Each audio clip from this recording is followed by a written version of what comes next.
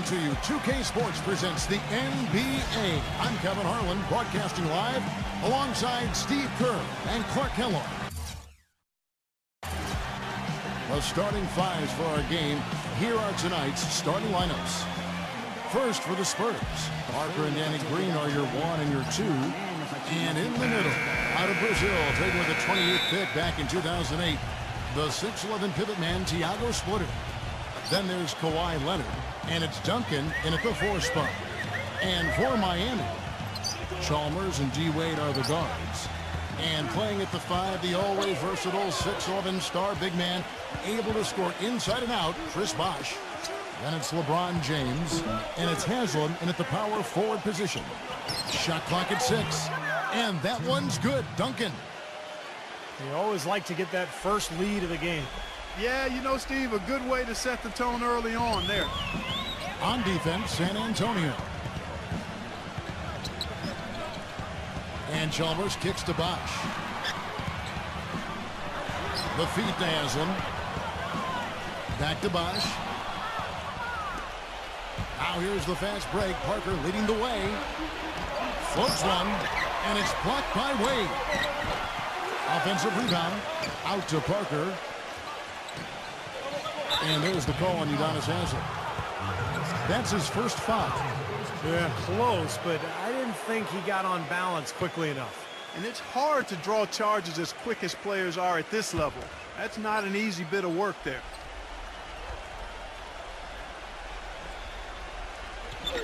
We're about 1 minute into the first. And that one's good, Duncan. Excellent communication on the inbound play there, guys. He got in a good position, and the pass was as it needed to be, on time and on target. You know, no denying it's been a heck of a run the last few years for the Heat, but you can't help but wonder if the impending 2014 summer of free agency could be the end of it all. The big three came together in a flash of lightning, it seemed, but it could end just as fast if one or all decide to opt out. Uses the glass to finish the layup. Duncan's got 6. I'd say that fast break went according to plan. Yeah, it sure did. A good job getting it started and a better job finishing it off. And out of bounds as San Antonio gains possession. Let's go quickly over to Doris Burke for an update. Now, a short time ago, I had a chance to catch up with Greg Popovich. We talked about Chris Bosh, and he talked about the skill set and what makes him so difficult to guard. He told me he's very slippery in the post. You think you have him contained, and he'll just wiggle around his guy for a layup. We can never act as if he has nowhere to go down low. He finds space and room all the time. Guys? Great. Thanks for the report, Doris. And Clark, as you were saying, the trio of LeBron, Wade, and Bosh all have options in their contracts to become free agents in 2014 if they choose to. And, Steve, you have to think that at least 1 or 2 of them might exercise that right. Well, you know LeBron will, because he's the most underpaid athlete probably in the history of sports. He's worth 10 times what he makes. But it's going to be interesting to see what Miami does here the next couple of years with their roster. Here's Leonard, following the basket by Tim Duncan. And it's out of bounds. The Spurs able to retain possession here.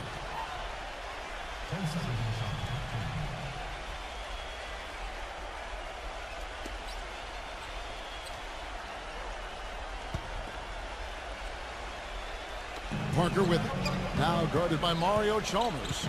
Parker dishes to Splitter. That drops, and it comes off an assist from Parker. Splitter's got his first basket. If it ain't broke, don't fix it. They keep getting in the paint and keep scoring points. Keep it going. Yeah, not a lot you can do defensively when they continue to get the ball inside and get these easy shots.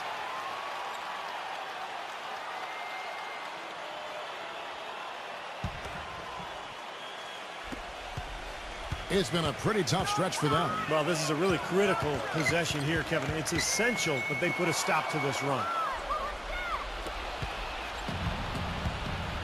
First quarter of ball, almost 2.5 minutes in. Chalmers against Green. Pass to Parker. Duncan outside. Clock at 6. Parker. And it's off the back rim. No good.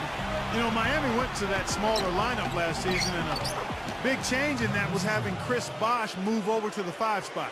Not his natural position, but I thought he held his own both offensively and defensively playing in the middle. Here's Wade after the made shot from Splitter. Sweet move. And the defense looking to protect the rim at all costs.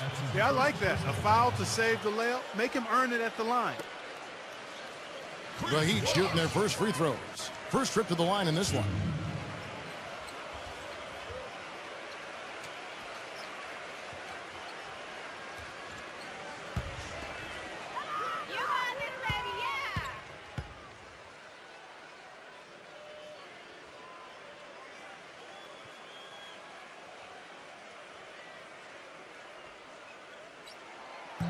No good on the free throw.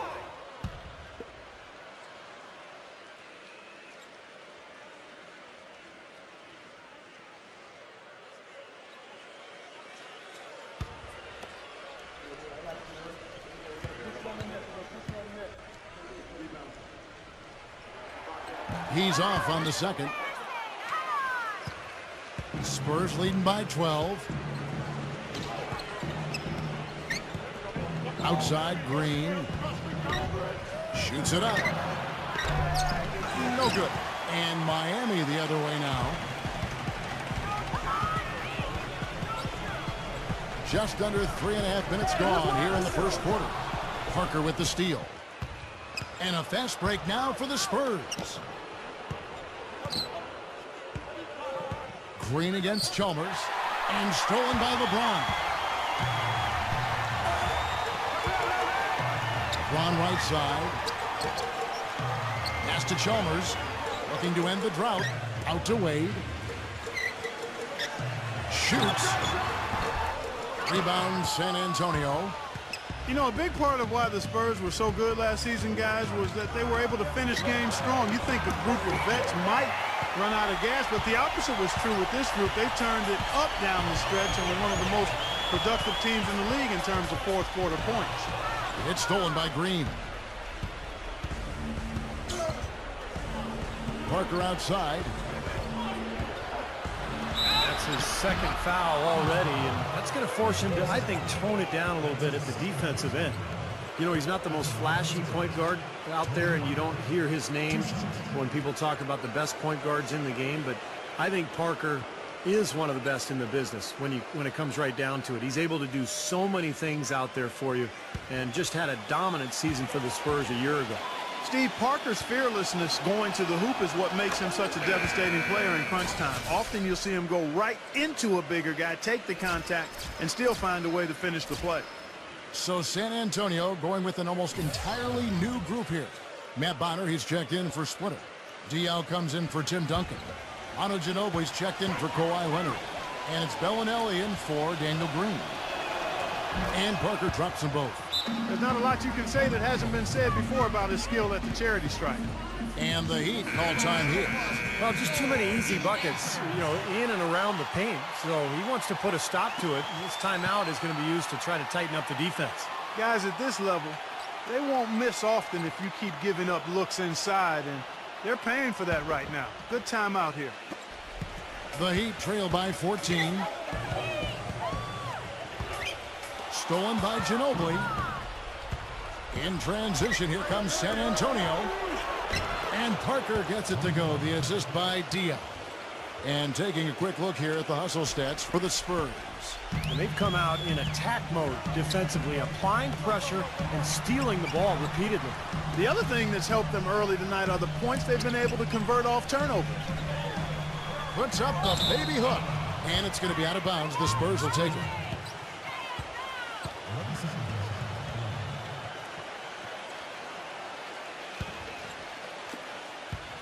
Here are the Spurs with the ball. It's been 16 straight unanswered.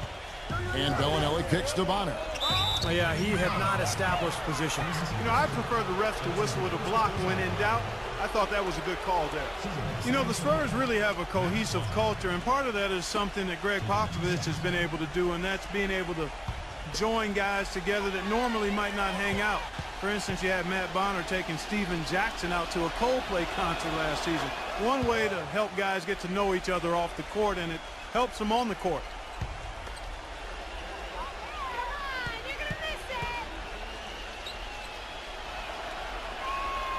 Both free throws good from Bonner. 1:11 left here in the opening quarter. Cole, the pass to LeBron. Cole dishes to Anderson. And Bonner pulls it down. And back to Popovich and the Spurs, he really makes a point of getting to know his players and have them get to know one another. That's right, Kevin. He likes to have his players have a sense of perspective about the world. He wants them to know that there are other things going on besides the NBA. In fact, back in 2012, he had the players watching the presidential debates together. Here's LeBron. Boris Diaw picking up that last basket. And there's the call on Ginobili. That is his first foul of the game. Second team foul.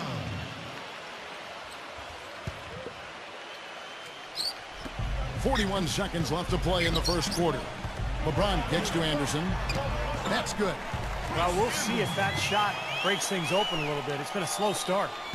Hopefully that gets them on the right track here, Steve. Here's Bellinelli.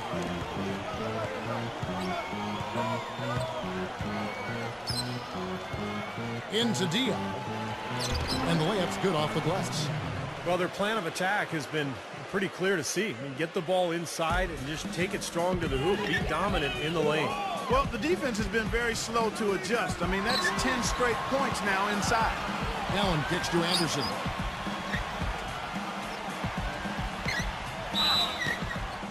And foul called as he misses. He'll go to the line and shoot two. The Heat shooting their third and fourth free throw shots of the night. Well, this is a club that shot 75% as a team from the free throw line last season.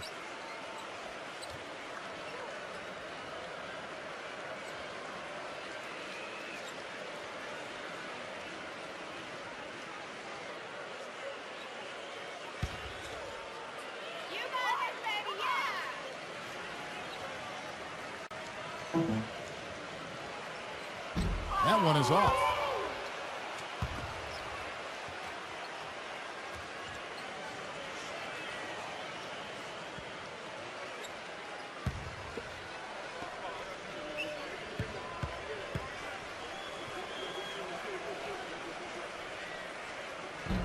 So he comes up empty, missing both. Ginobili attacking. Passes to Parker. And released it in time, but it's off the mark. And that's it for the first quarter in what's been a very lopsided game. Spurs out in front, running away with it.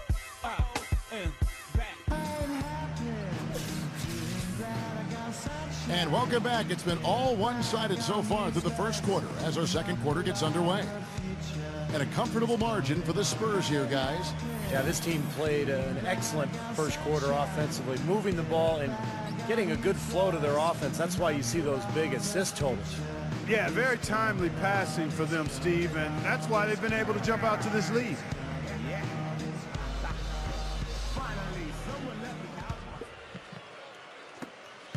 The Heat trail by 20 from the sideline. Let's catch up with Doris Burke.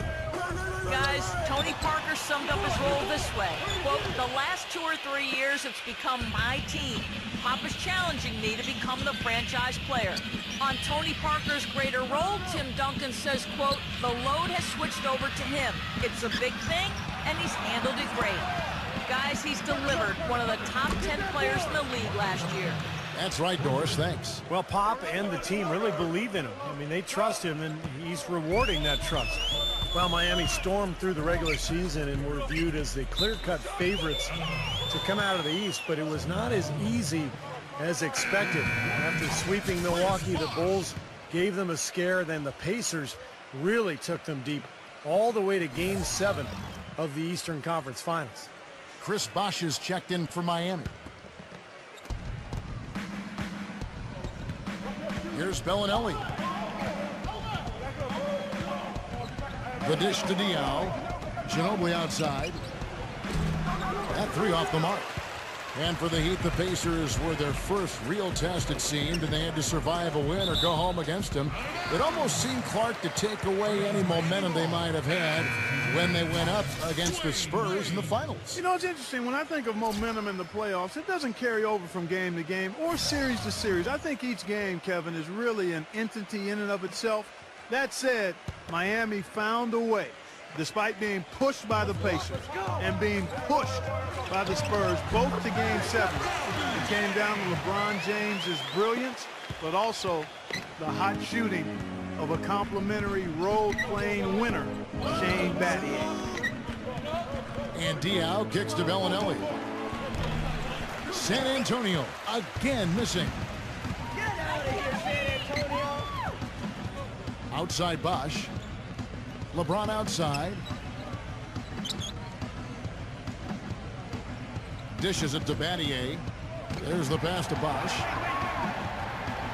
6 to shoot. And the shot falls short this time. Well, coming off a title last year, you always wonder if a team will maybe relax a little bit. They usually won't admit to it, but Chris Bosch readily said it at times that his team had a difficult time lighting that fire again. Well, smooth around the rim definitely is not the word I'd use to describe him. He's got some rough edges to him. Whistle blows. Yep, that's going to be a travel. Man, a real mental lapse there at a terrible time. Well, Steve, it would have been a big gaffe any time, but especially when you're behind.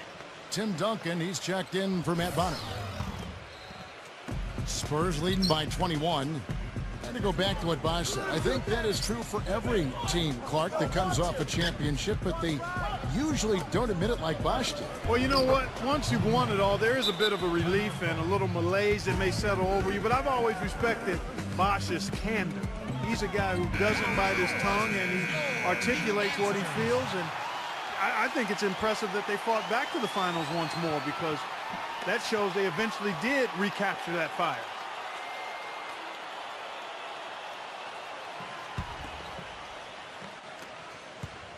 For Miami, they've gone 1 of 3 to start out the second quarter. LeBron kicks to Battier. He dishes it to Wade. Good ball movement here by the Heat. He feeds it to Battier. Inside to Bosch. And it's going to be a 3-second call. You know, they can't afford to be playing so loose like that right now. Exactly. I mean, this is when they need to tighten things up, firm things up, be more focused, not the other way around. And the Spurs making a change here. And for those of you just joining us, we're almost 2.5 minutes into the second quarter. Parker kicks to Bellinelli. Back to Parker. Manu Ginobili on the wing. Parker outside. Feeds to Bellinelli. Duncan.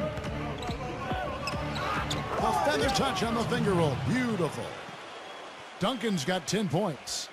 Boy, they keep hammering away at him inside, forcing that ball into the paint. Smash mouth basketball. Yeah, and it's a strategy that has served them well in this opening half, Clark. Here's Bosch. Takes it into the teeth of the knee and converts the layup. Well, I tell you what, Greg Popovich, a really impressive leader for the Spurs. He's able to keep all of his players locked into what's best for the team. Has a military background, played basketball and studied at the Air Force Academy before serving 5 years in the Air Force. And you know, some of the leadership that he brings to his position was learned from his past experiences. And a chance here to catch up with the fourth member of our crew, Doris Burke. Hi, Doris. Well, fellas, Greg Popovich, known for his sarcastic, sometimes contemptuous answers to some of the questions from us media members. He said it seems to entertain everyone but his wife. She tells him to cut it out, be a grown man, and show some maturity. But he said, I can't. I simply can't do it. Guys? Yeah, he's a piece of work, isn't he? Thank you, Doris. Parker with it. 6 points for him. And another basket for San Antonio. And Clark, you mentioned Pop's time at the Air Force Academy. That's where he got his start in the coaching ranks. Yeah, 6 years as an assistant there. He's head coach at Pomona, an assistant coach with the Golden State Warriors and the Spurs, and eventually moved into the front office in San Antonio. But Wow, what an amazing run it's been for him. 17 years as the head coach of the Spurs. San Antonio with the ball. They're on a 12-4 run. Outside, Ginobili. And again, it's San Antonio with a three. Oh, man, they are just putting the hammer down right now. Defensively and offensively, it has all been working for him today. Gets it to go. Cole's got his first points of the night. We've got 1:18 left in the first half of basketball. A lot of people thought the East would be a cakewalk for Miami last year, but Indiana made sure that wasn't going to be the case. What a series with the Pacers using their size and strength to pound Miami down low, and eventually the Heat were able to pull it out, but boy, was that a tough series. That's flat out embarrassing. It's Parker with the drive. He kicks it to Bellinelli. Ginobili outside. He passes to Bellinelli. Parker. And there's the feed to Bellinelli. Fires for three. And there's Ginobili. That's good on the assist by Bellinelli. And it's 9 points for Manu Ginobili. And just to touch back on the Eastern Conference Finals, went to a Game 7 where Miami ran away with the game. But, you know, Clark, if it weren't for the heroics of LeBron earlier in the series, it could have been the Pacers that took on San Antonio in the finals. You know, I was thinking a little bit about two former ABA teams meeting in the NBA Finals, but the Heat managed to steal Game 1, and I thought that proved to be the difference in the end. That was a game the Pacers had and didn't squeeze. But the way these two teams are constructed, they should be seeing a lot more of each other in the near future. And I think that's great for the league because whenever they meet up in the regular season or the playoffs, it's always been a battle the last couple of years. Nice rivalry developing between those two. You're right. A good one brewing there. A dominating first half of basketball, and so far hasn't been close. Spurs out in front, delivering the blowout. Folks, stay tuned for the halftime show with Damon Bruce for all the highlights from our first half. And now, brought to you by Sprint. Damon Bruce here.